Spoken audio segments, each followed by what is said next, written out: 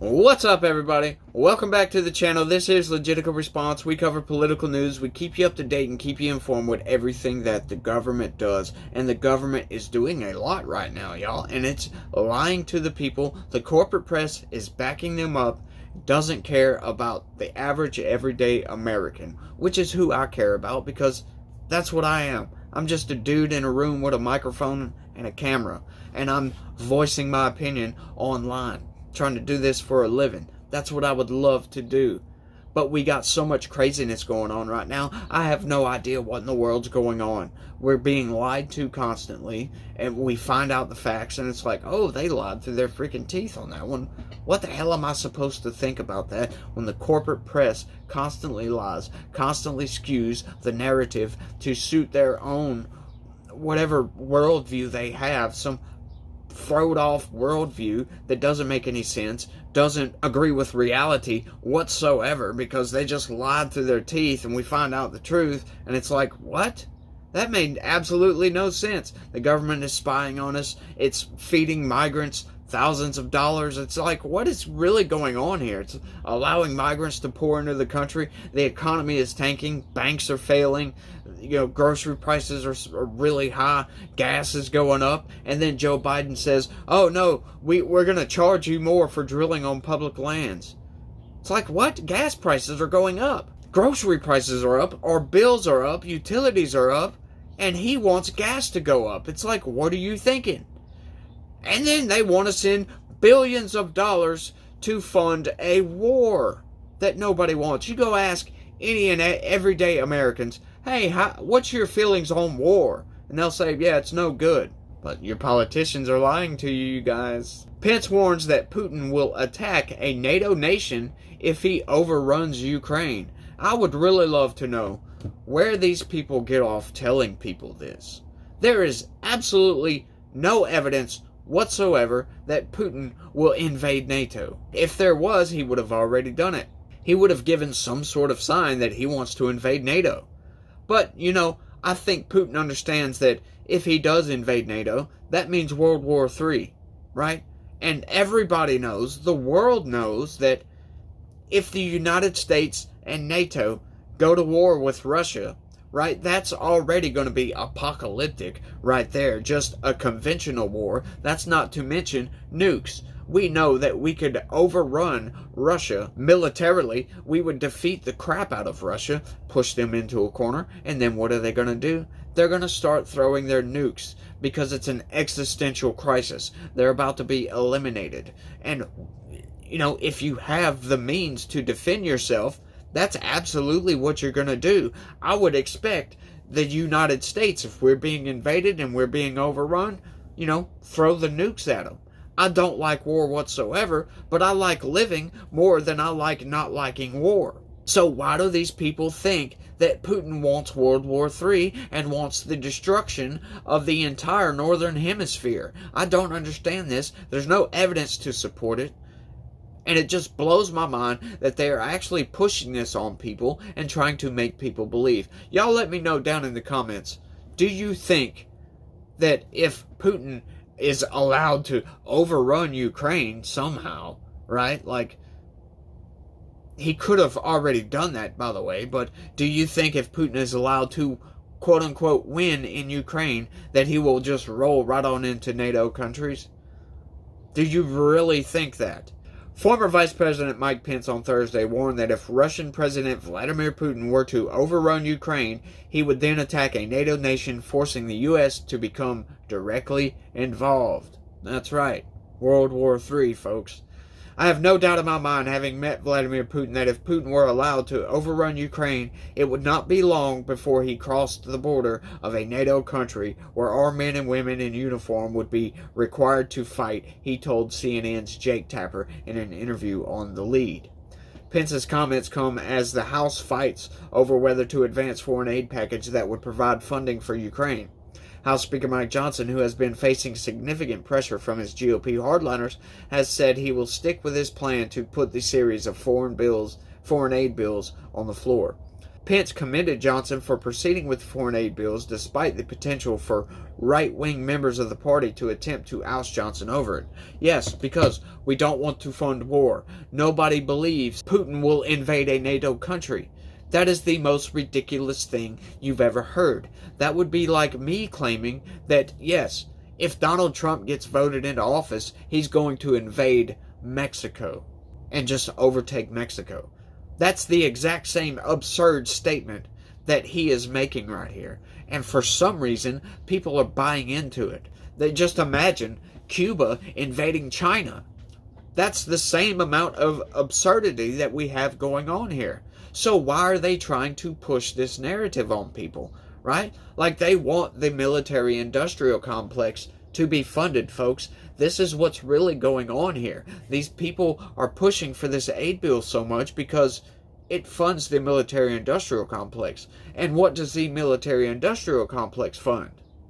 It funds Congress. So it's like a circle of money here. They take your American taxpayer dollars, they give it to the military-industrial complex, who then gives it back to the politicians who took your American taxpayer dollars. That is what's going on. And if you don't believe that, just look at the statistics. Just look at what's really going on. Why else would they push a narrative? Why else would they cheer for war, right? Like cheer for Ukraine killing all of its soldiers by Russian hands, right? Like, why would they cheer for this? Why would they push this narrative so hard? Oh, if we don't help Ukraine, Putin's going to invade NATO. That makes absolutely no sense, and anybody who believes it is being lied to. They're being put into a delusional state, in other words, right? Like that makes zero sense for Putin to invade NATO. It would mean the destruction of Russia. Why would Putin want that? He's been the leader of that country for a very long time, and I do believe if he wanted to invade NATO, he would have done it when his military was much more capable of doing so. For crying out loud, he's struggling with Ukraine. How do you think he thinks a war with NATO would go? He knows damn good and well we would overrun him. I think within a year we could be in Moscow.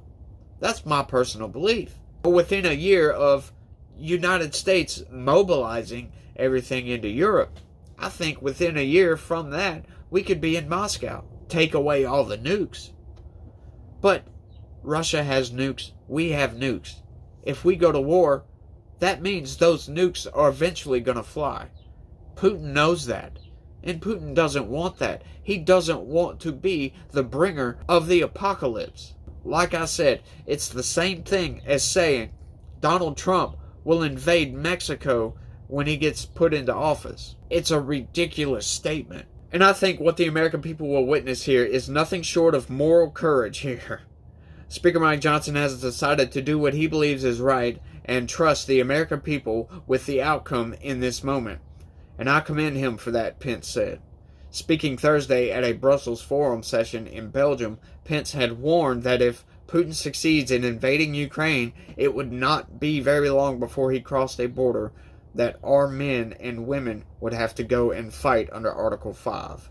Prove it. Where is the evidence for this? I would love to know that. Article 5 is the principle that an attack on one member of NATO is an attack on all members of NATO. Yes, and Putin knows very good well about this. He knows that if he tries to go into Poland, that he's going to have the entirety of the United States coming down on his head. He's not that stupid. He might be an evil dictator, but he's not a retard, for crying out loud.